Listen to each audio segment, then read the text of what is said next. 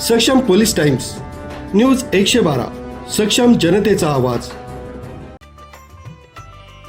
सुरगाणा तालुक्यातील देवलदरी इथं शनिवारी 25 रोजी तालुका कृषी विभागाच्या वतीने शेतकऱ्यांच्या बांधावर खत वाटप कार्यक्रमाचे आयोजन करण्यात आलं। या उपक्रमातून शेतकऱ्यांना वेळेत खत उपलब्ध करून देत खरीप हंगामातील शेती कामांना गती देण्याचा प्रयत्न करण्यात आला।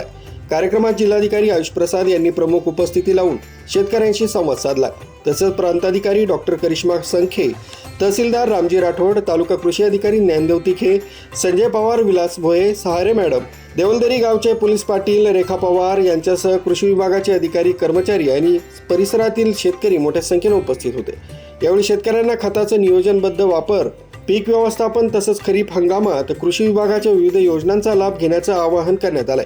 उपस्थित शेतकऱ्यांनी या उपक्रमाचं स्वागत करत कृषी विभागाचे आभार मानले। न्यूज ब्युरो, सक्षम पोलीस टाइम्स, न्यूज 112, सुरगाणा।